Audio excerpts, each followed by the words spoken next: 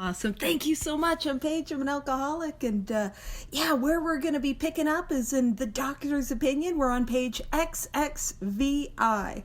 An easy way to find it is you find the first page of the doctor's opinion and you flip it over, and that's where we are, because Roman numerals are tricky. So where we left off last week was the letter from Dr. William D. Silkworth. And we broke that down and then we explained what it was talking about and why it's important for us. And then what we got and where we're going to be kicking off is where the alcoholics are interjecting, because we can't let anyone else have the last say. We always got to interject. I'm just kidding. There was a letter and then a statement, and we did have to tie those two ideas together. So we did have to say some words. So it says the physician. Again, the physician is Dr. William D. Silkworth. And again, he is an expert on alcoholism. He worked intensively with alcoholics and drug addicts, and his theory on alcoholism is not based on, reading a couple wordy books, indulging in windy arguments. His theory of alcoholism is based on his lived experience, working with us and seeing us relapse again and again and again. So, the physician who, at our request, gave us this letter has been kind enough to enlarge upon his views in another statement which follows.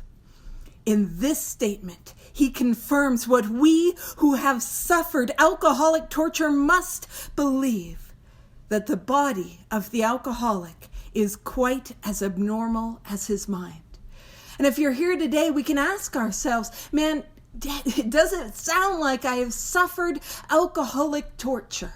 Have I done things I did not want to do? Did I suffer in ways I did not want to suffer? Did I cross lines that I never wanted to cross? Did I break hearts that meant everything to me? Have I suffered that alcoholic torture? And if when I talk about alcoholic torture, you get yeah, I know what she's on about. I want to point something out. Non-alcoholics at no point in their life are going to pause and be like, wait a minute, have I suffered alcoholic torture? No, that's not even, they might think I had a bad hangover once or twice, but they're not tortured by this stuff. So I'm just, if you're like, girl, maybe, just going to point that out. And then when it talks about the body of the alcoholic is quite as abnormal as his mind, what we are going to begin to talk about here today is the allergy of the body. And what we're saying is that how we as alcoholics physiologically process alcohol is completely different than non-alcoholics. Now, we're going to use the word abnormal. That's a word that we are going to use. But it doesn't carry that same sort of stigma, because you might be sitting here and girl, that Paige, she's abnormal. I get that she's abnormal, but I'm not abnormal. What we're talking about, taking all the stigma, throwing it away, we're talking about a departure from what happens to the vast majority of people. So there is something that happens to me as an alcoholic on a physical level that does not happen to a non-alcoholic. In fact, it never happens to a non-alcoholic. And we're going to talk more and more about that here in a bit. So it said, it did not satisfy us to be told that we could not control our drinking just because we were maladjusted to life. Now, whenever we talk about the word control, more often than not, and especially in this case, what we are talking about is the allergy of the body. Now, the allergy of the body is what happens once I start to drink. That idea that once I start to drink, I cannot control the amount that I take.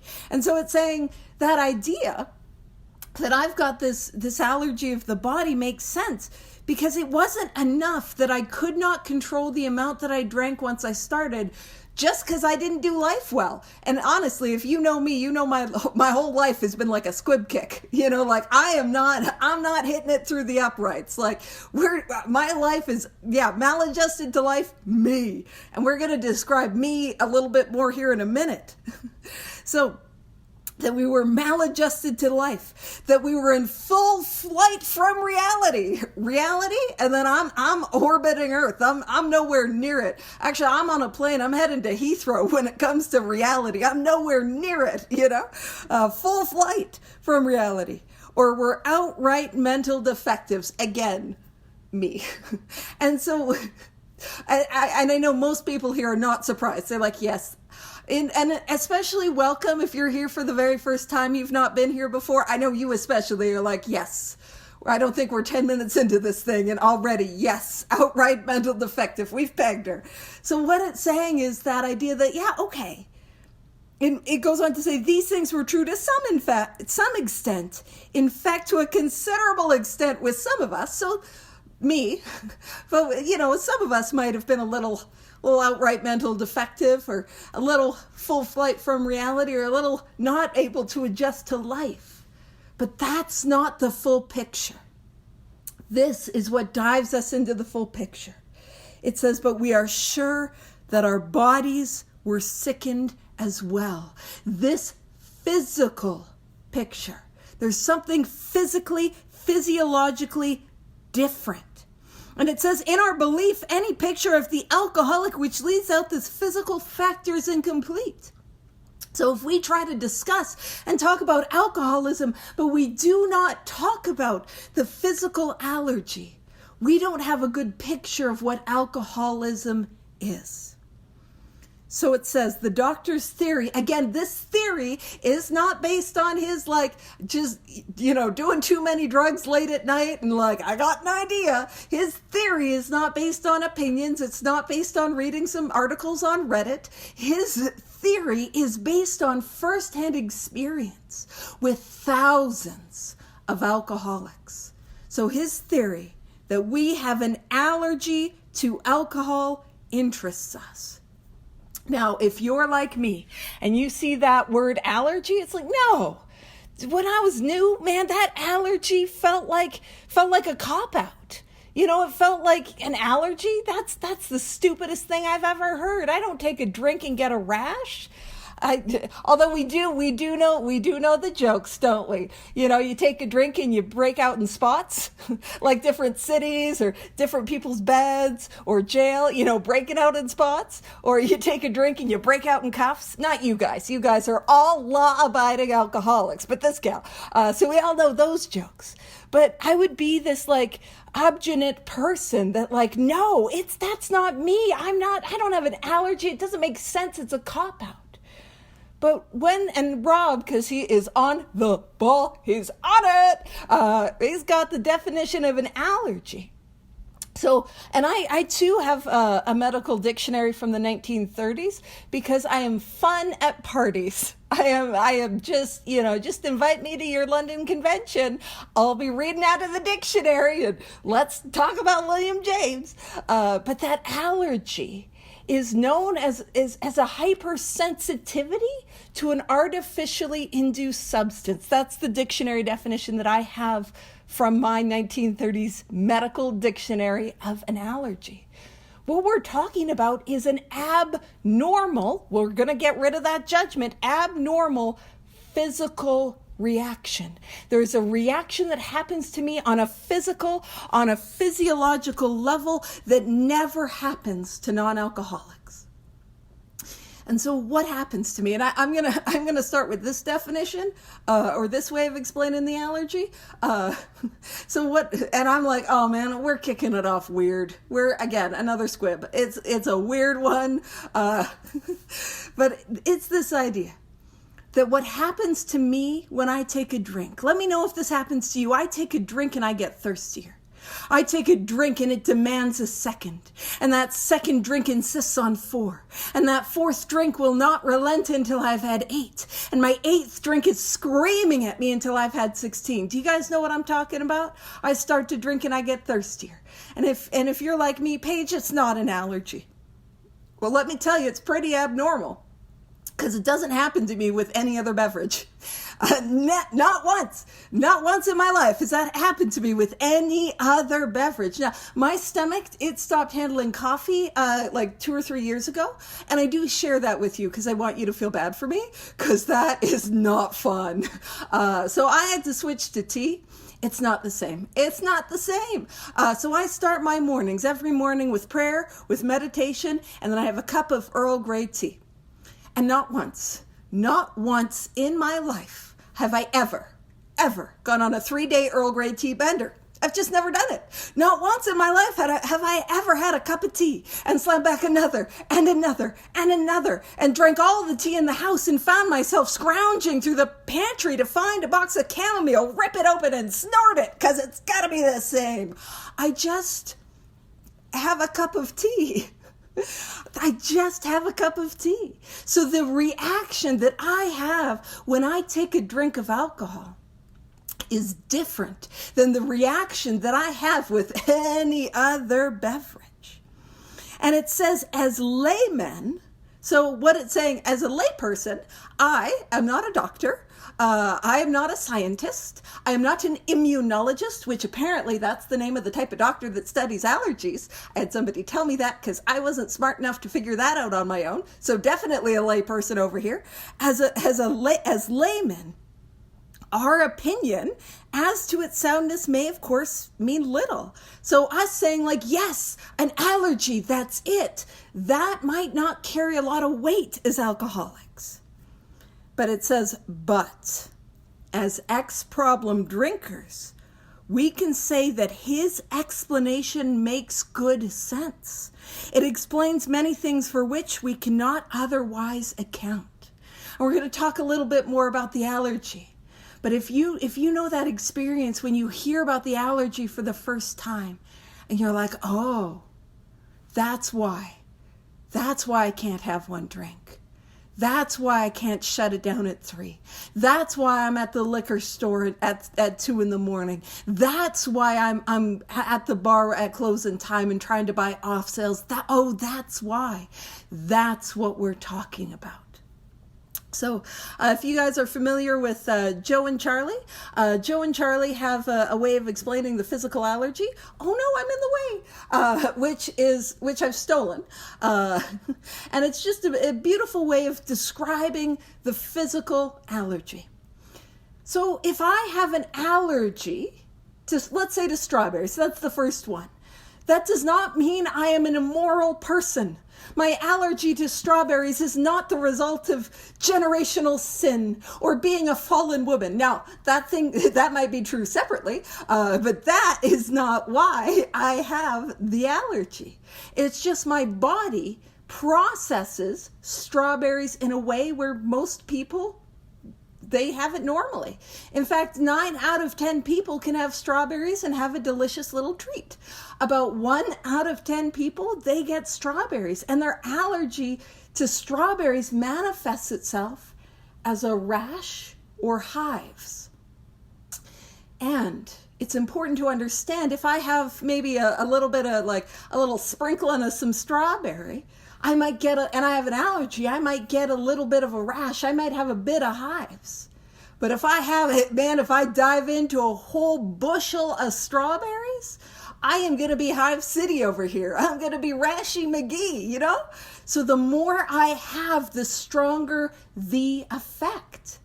And it's important to understand the initial effect of hives is unpleasant. It is a negative effect. I don't like hives. And then we talk about milk, a milk allergy. I know we got some people that got that lactose intolerance. What up, homies? And I will be honest, I know I have a lot of friends that are lactose intolerant, and what I will share is they don't act like it. So it might not be the best example, because I know a lot of people that are like, yeah, I'm lactose intolerant, as they're eating a cheese pizza and having a milkshake, you know? So that it might not be the best example, but most people, well, and to be fair, actually, there's more people, I think, in the world that are lactose intolerant than aren't. But by and large, it's saying that more people maybe can have milk and milk products, no problem.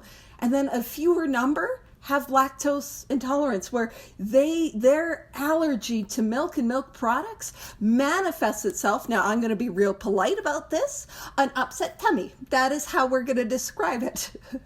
And so it's safe to say that the more milk that I have, the stronger the reaction. You put a little bit of a cream, a little bit of milk in your coffee, you're going to get a little bit of a reaction. Now, if you go hard and start chugging a 2-gallon thing of milk, boy, you're going to get a stronger reaction. And is it safe to say, bear with me, that and I'm going to phrase it gently, upset tummy is a negative reaction. I don't want that. And again, with my allergy to strawberries or with my allergy to milk, that allergy does not set off. If, it's spring, we got the coupons and we're having to look at coupons and there's the strawberries are on sale. I don't get a rash. I don't get hives. If you're watching television and they got like a Cheerios commercial, where they like pour the milk slowly in the bowl and you watch it, that doesn't set off the upset tummy. That doesn't set that off. You're hanging out with some little ones and you're watching a show about strawberry shortcake, or you're hanging out with some friends and they're having milkshakes. That does not set off the allergy. The allergy only sets off once the stimuli is introduced. So here is what we're talking about when we talk about alcohol. 9 out of 10 people, give or take, I'm not a statistician. I'm not that smart. But 9 out of 10 people, let's say, can have alcohol. And it does nothing to them. It does nothing for them. So the vast majority of people take a drink. They get a little buzz. Nothing really happens. But about 1 out of 10 people have this allergy to alcohol. And what happens is the allergy to alcohol manifests itself. So once I ingest the alcohol, what manifests is what's known as the allergy. And it looks like more. It looks like just one more drink. And that looks like just one more. Just one more. I just need to do some shots. And just like the more strawberries I have, the stronger the rash. The more I have an upset, or the more milk I drink, the stronger I have an upset stomach. The more that I drink, the louder that more gets. The stronger the need for more alcohol there is. And again, that is why at the end of the night, I need that next drink far more than I needed that first. And just like with this allergy to strawberries and the allergy to milk, if you're watching, like, I know I'm in the wrong, we're in the UK and not too many people are probably watching the Super Bowl, but you watch the Super Bowl, actually, or you watch the football, because I'm going to use the appropriate name for the kicking the round ball game, that one, you're watching the kicking the round ball game, as it is scientifically called, and they got the commercial for beer, and you got the beer and it's being poured in slowly, and you got the foam and the bubbles rising to the top. That does not set off the allergy. The allergy is only set off once I consume the alcohol. But here's the difference. The difference is a hives and a rash and an upset stomach do not feel good. The effect is a negative effect. But the initial effect of alcohol on the alcoholic is an incredibly positive effect. In fact, if you're an alcoholic like me, you might know that this is one of the most positive experiences I've ever had in my life. It was the solution to life. You guys know what I'm saying? That it was positive. And so just because the effect of alcohol is positive, that does not mean that it's not an allergy. Bear with me with this. I'm gonna be a little inappropriate. I'm not gonna be all the way inappropriate, but I'm gonna be a little bit inappropriate. Here's the thing. Let's say I have an allergy to shellfish, to like lobster and other forms of seafood, right?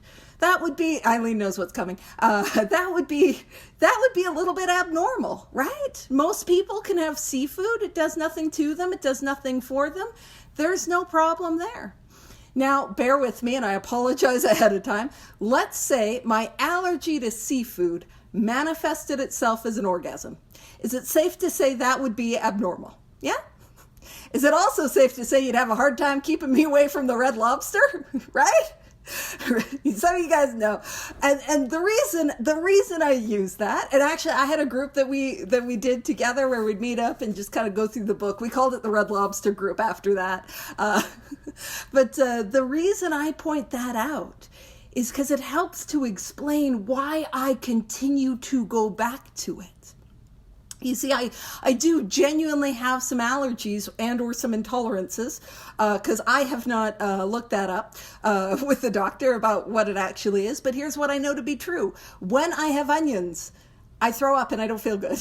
When I have peppers, it is a burning throwing up and not feeling good. And yeah, and so do you know what I do? I don't have onions. I don't have peppers. I just say no. I just say no to the first Chipotle. I just say no to the first, the burrito bowl. I say no to the skillet. I just say no. And my ability to say no has an effect.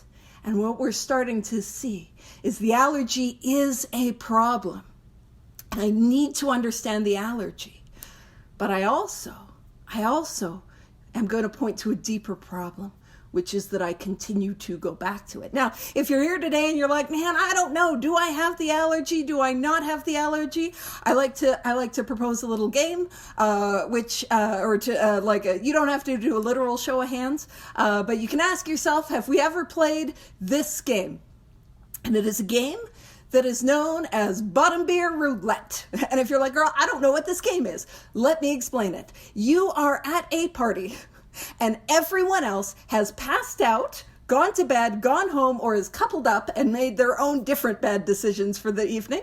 And you're alone and it's like 3 a.m. and you're going around drinking everyone's bottom beers, trying to avoid, guess which one? The one with the cigarette butts. You know what I'm saying? Anyone here ever played that game? All I am saying is if you try to go to a non-alcoholic and you're like, hey, you ever get the one with the cigarette butts? They don't know what you're talking about. They've never played the game. Now, I'll point something out. If you're still a little on the fence, if you are somebody that finished the drink with the cigarette butts in it, God bless you. There is no doubt you have the allergy. Once you did. Oh, God bless you. Wow. You got the allergy, girl. You got the allergy. I didn't. I don't have the constitution for that. But you know what I'm saying? If we've ever found the cigarette butts, that is a surefire way to say, I got the allergy. Maybe some of you were a little bit classy and you were drinking with people that were only vaping, not smoking.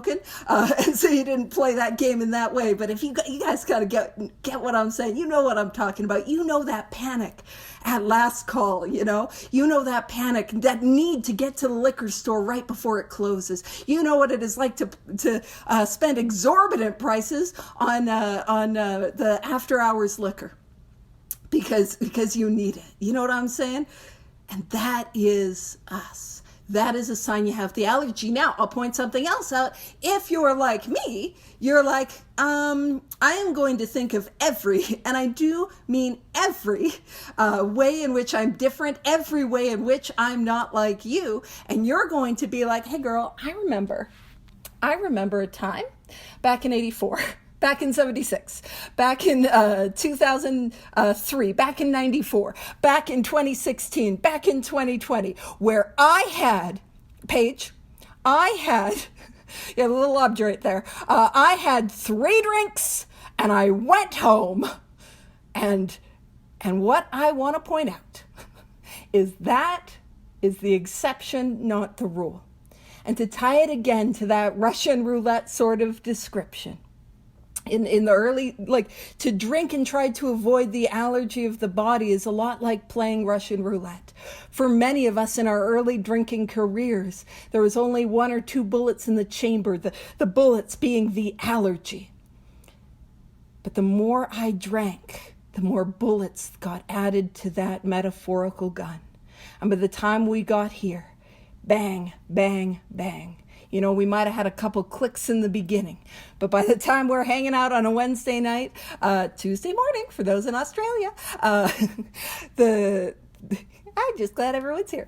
Not Tuesday, Thursday. Sorry. If I'm gonna represent the Aussies, I gotta do it right. Aussie. Oi. Your home is girt by sea. That is an obscure reference, and I apologize. Not gonna say shrimp on the Barbie, especially after that allergy thing. We don't want to set off that allergy. Anywho, shrimp is shellfish. That's the joke. Okay, but that's the idea. That if I have any experience of the allergy, I have the allergy. And again, what does normal or non-alcoholic or non-allergic drinking look like? Well, our exception is their rule. So what that means is, these non-alcoholic drinkers, do you know how they drink? They do this thing. It is wild. They say, honey, sweetie, Pookie Pie. I just assume I'm not functional enough to have a relationship that has pet names. I'm not a pet name person. Pookie Pie. I'm going to go to the bar or the pub, because we're over in the UK. I'm going to have 3 drinks, and I will be home by 9. And do you know what they do? Do you guys know? It is mind-boggling. They go to the bar or the pub, and they have 3 drinks, and they're home by 9. And their pants are dry, and they got both their shoes, and they're at the right house with the person they're supposed to be with, and they didn't do any non-conference approved dry goods in the bathroom or anything like that. You know, wild. Every time. And if you're like, ooh, girl, can't relate, join me. I'm not the chairperson of the Wet Pants Club, but I am quite the member, quite an active member. That's who I was. So, is that sounding a little bit familiar? You know, that once I start, I can't stop. And I'm not able to control it every single time. That is the allergy.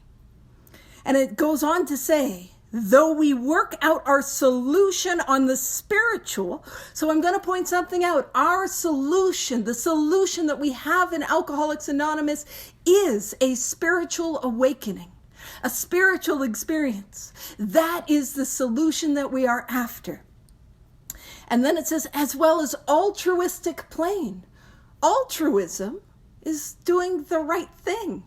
Altruism is helping others for fun and for free. I like to talk about helping God's kids for fun and for free. Helping God's little drunks, just like me, for fun and for free.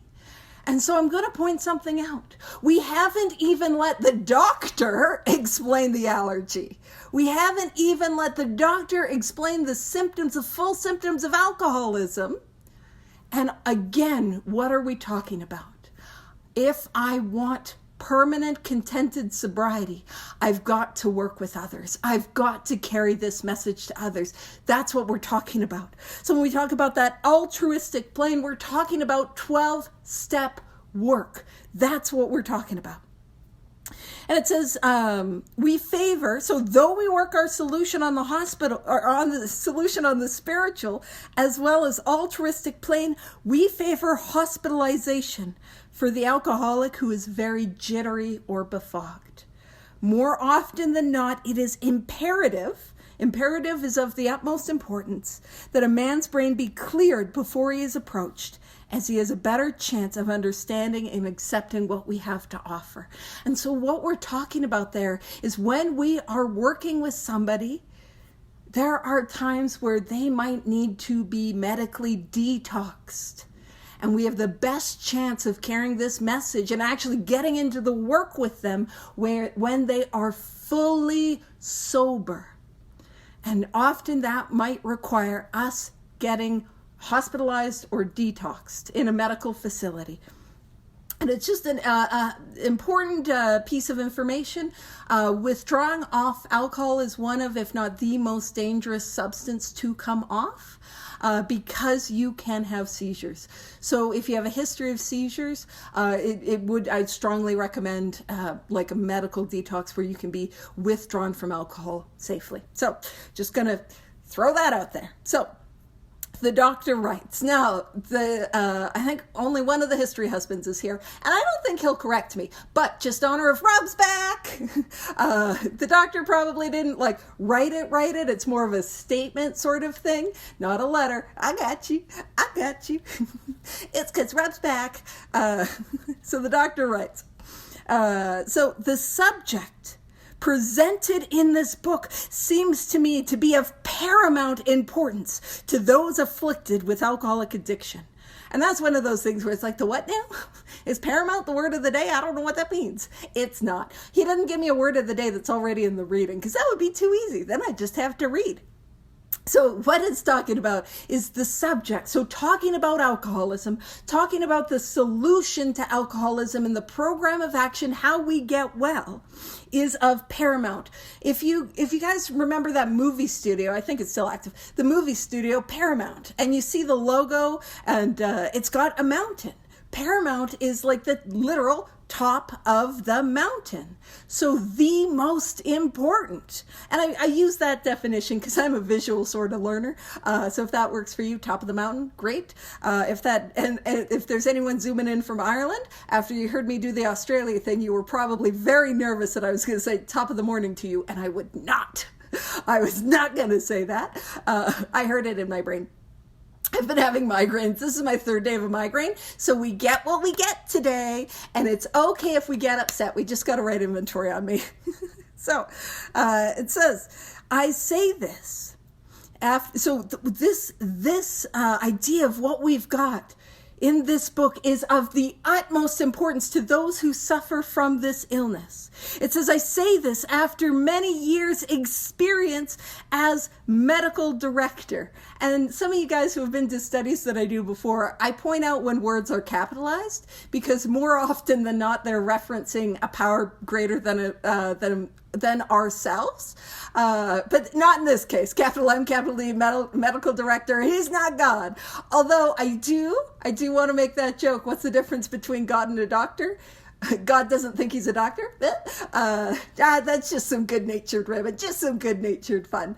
So I say this after many years' experience as medical director. So that is the top doctor, the boss doctor, the head doctor of one of the oldest hospitals in the country treating alcoholic and drug addiction.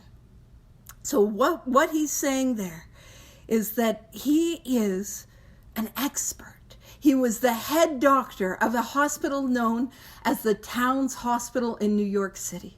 Oh man, I have the book about Charles Towns and his hospital, and I showed it to you guys last week, and then I put it slightly out of arm's reach this week, and I could have done Eileen's got it. Yeah, look at Eileen. She loves unnecessary attention. So King Charles, the story of New York, King Charles in New York, and it's the story of the Towns Hospital. And so this was a hospital that was owned by Charles Towns, and its sole focus was alcoholism and drug addiction.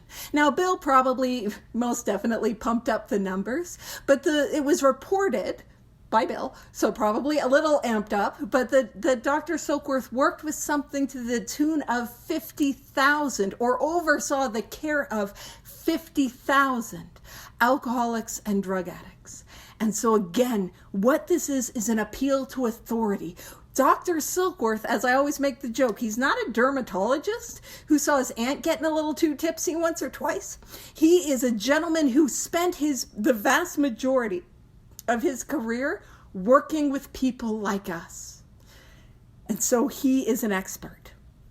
It goes on to say, there was therefore a sense of real satisfaction when I was asked to contribute a few words on a subject which is covered in such masterly detail in these pages. He's pumping up the drunks. He's like, oh, you guys did a good job on this book.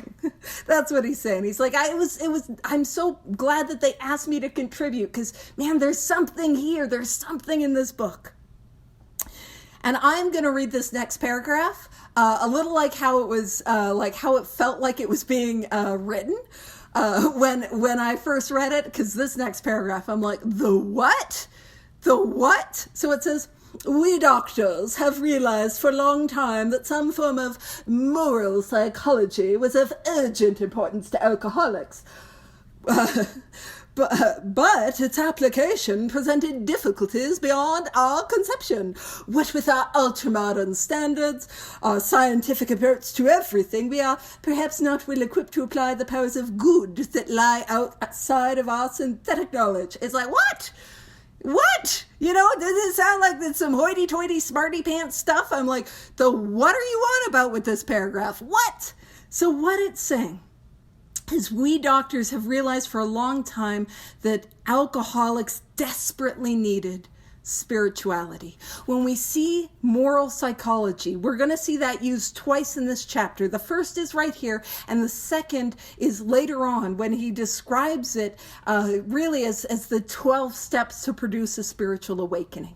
They didn't have the 12 steps. Dr. Silkworth didn't have that. But ultimately what he's saying is he's like, man, they needed some sort of spirituality, some sort of spiritual connection. I knew they needed that. But it was very difficult for me to give it to them because I'm a man of science, because I'm a doctor. You know, if you've ever seen Dr. Bob's Prescription, where it's like, trust God, clean house, help others. Well, Dr. Silkworth, it's a little hard when you're working at a medical hospital to be like, okay, what I'm going to need for you is to take two dosages of God twice a day, every day. Do you know what I mean? Like how do I give them spirituality? And he's saying, like, as a scientist, and he studied as a neurologist before he got into the field of alcoholism and addiction. He's like, as a scientist and focused on like all that sort of stuff, I don't think I'm the best person to be able to give them the spirituality or the spiritual connection. And that's what it means when he says, what with our ultra-modern standards, our scientific approach to everything, we are not perhaps well equipped to apply the powers of good that lie outside of our synthetic knowledge.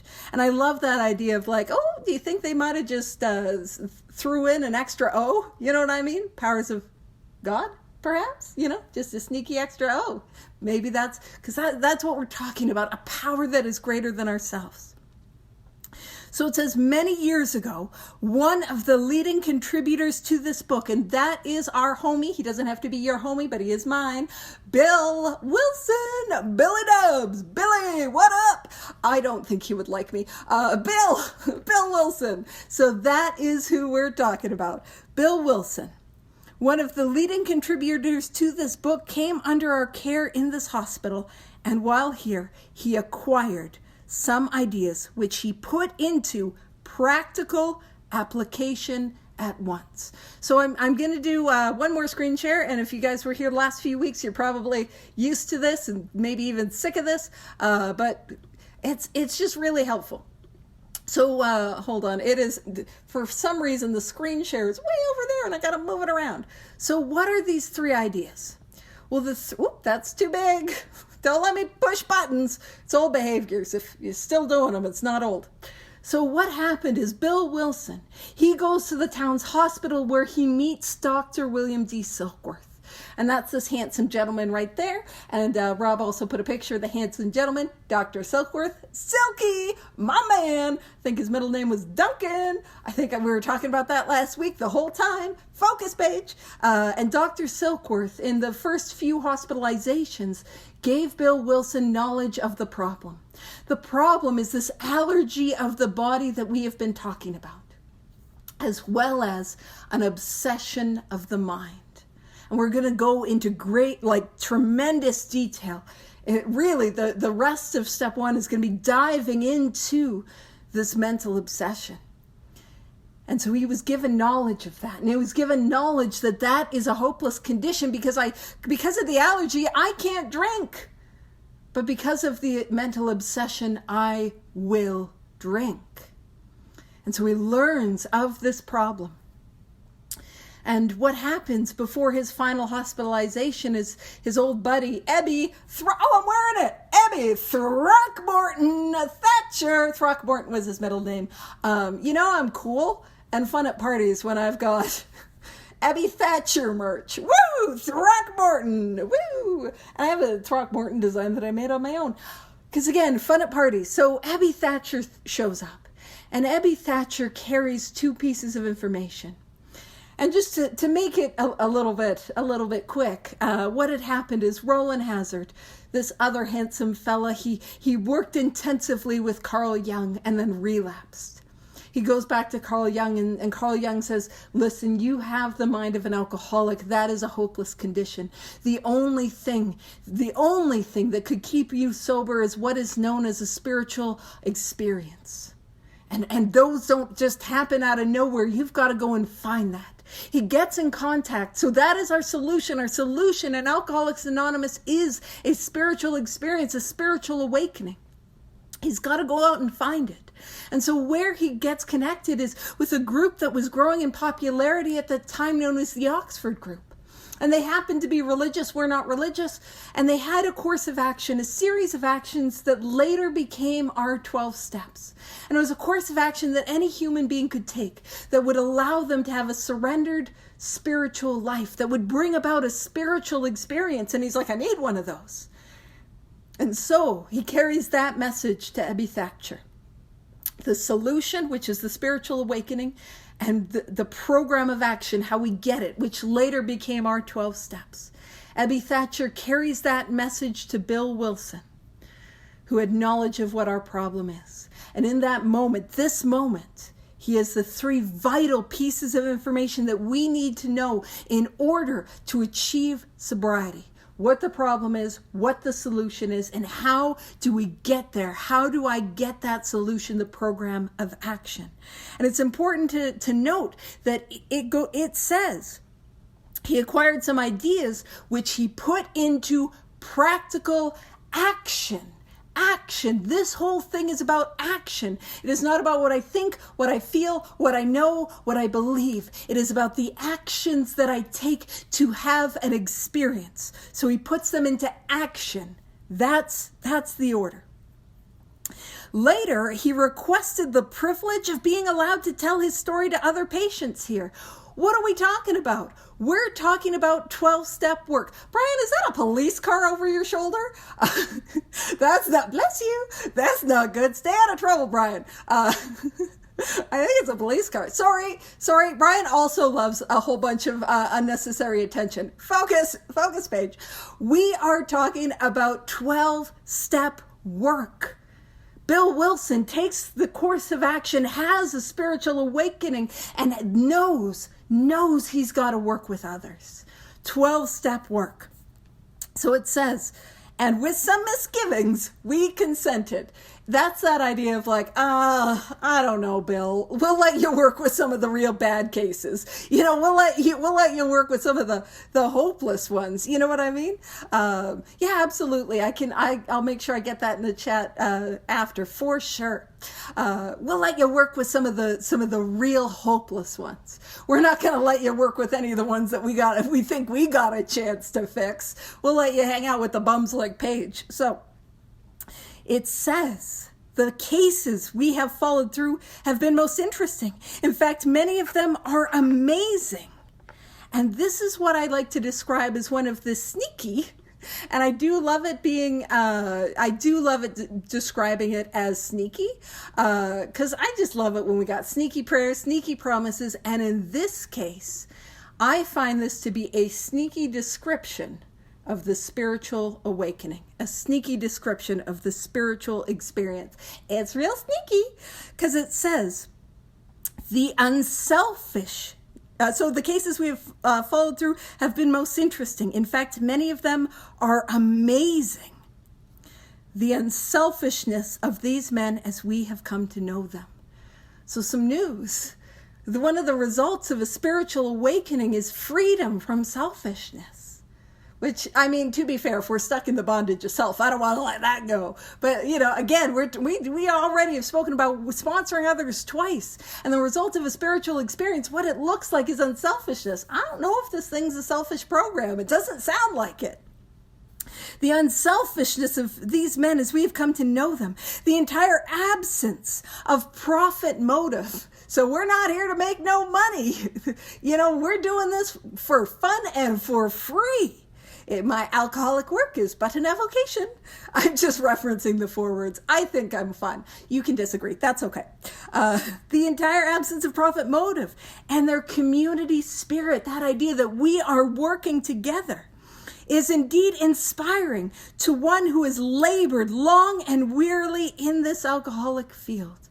So it is, there is a light. There is a light that we bring, especially to somebody like Silkworth, who has had many, many hard years of working with people like us. They believe in themselves and still more. Because believing in ourselves is what it looks like. What it really is, it's still more in the capital P power. So when we're talking about capitalization, it's not medical director, but in this case, capital P power, it is a synonym for God. We are pointing to that idea of a power greater than ourselves. That's what we're talking about. So they believe in themselves and still more the capital P power, which pulls chronic alcoholics back from the gates of death. It is God, higher power, creator, the spirit of the universe, or capital P power that saves us. And the 12 steps are what gets me to that power. That's what we're doing. It goes on to say, of course, an alcoholic ought to be freed from his physical craving for liquor. Now, whenever we speak about the word craving, we are talking about the allergy. So, that's the allergy, again, is what happens once I start to drink, once I ingest and consume alcohol. So we have to be free of our craving for liquor, and that often requires a definite hospital procedure before psychological measures can be of maximum benefit. It's saying that, again, it's good to be detoxed, especially if I'm not able to put down the drink. It can be important and helpful to go to a hospital or a detox facility where we can be medically detoxed. And when we're physically abstinent, that's when we can dive into the work quickly. Is that always the case? No, not always. Not always, but it can be helpful. So it is just a recommendation, not by me, but by the doctor. So the next paragraph is again where we're going to dive into the allergy. But I've got 3 minutes left, and I don't think Peppa would appreciate it if I only give her 20 seconds to wrap up the meeting. So we'll pick it up there with a natural review. Do you think I planned that? I did not. A natural place for review for next week. And we'll leave it there. So thank you.